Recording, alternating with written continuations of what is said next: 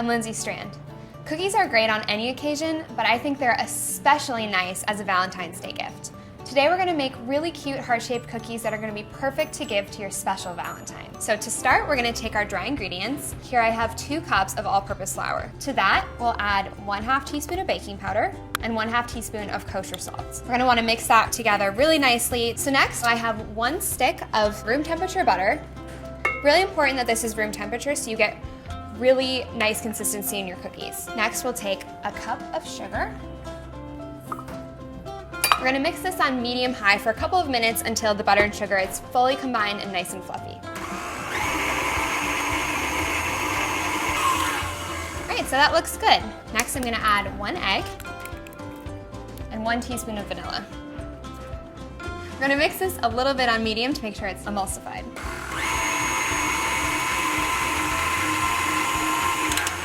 All right, that looks nice. Now I'm gonna add our dry ingredients.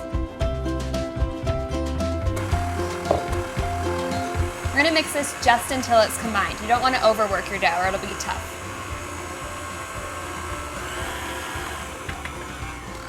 All right, so this is looking good. The dough has just come together and starting to clump. Take this out, we'll divide it in 2 and wrap it in plastic. We're gonna flatten these into 2 discs. It's gonna make it freeze a lot faster and also make it easier to roll out if they're already a little bit flattened. So these are gonna freeze for about 20 minutes until they're firm. So my dough has chilled. My oven's been preheating to 325. I'll start with this disc of dough. And I like to roll this out between 2 sheets of floured parchment.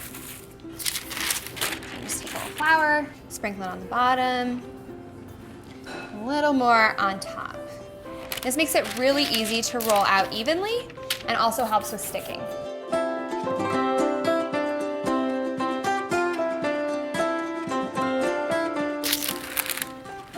Looks pretty good. So next I'm gonna take a 2.5-inch heart-shaped cutter, perfect for Valentine's Day. Dip it in a little bit of flour so that it doesn't stick. And then you'll start cutting your cookies.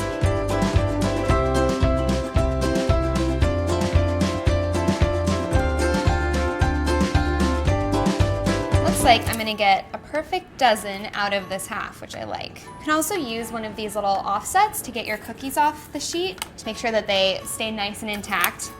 We don't want any broken hearts for Valentine's Day. All right, perfect, last one. So now this is gonna go into a 325-degree oven for about 12 to 16 minutes. We'll rotate halfway through. Now some of you might be saying, do I really have to rotate the sheets halfway through? And the answer is yes. Look how beautiful and even these cookies are.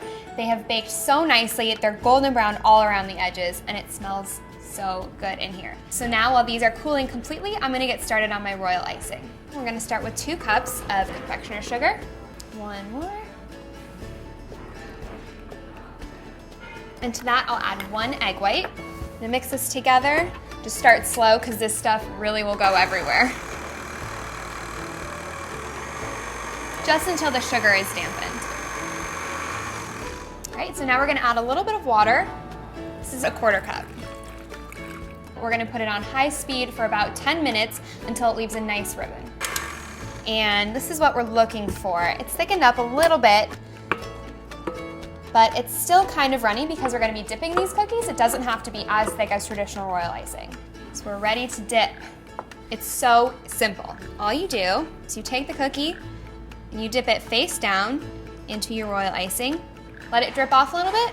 You can kind of tilt it around, make sure it's nice and even. Scrape the edges if you need to, and that's it.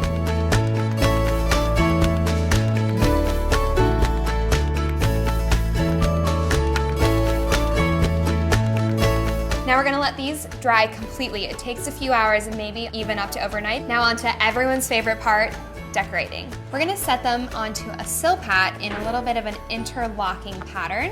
The idea behind this decorating technique is that it's super efficient. Now we're gonna paint over them with some pink food coloring. You just wanna use really light strokes. And go all the way across. It's really amazing how many cookies you can decorate in a matter of moments.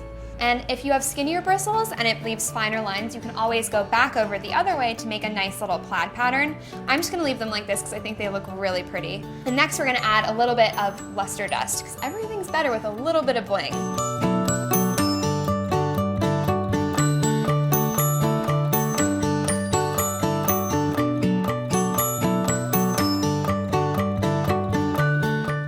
that looks pretty nice. I don't know who you're gonna give these cute cookies to, but I think anyone would be really happy to get these as a Valentine's Day gift.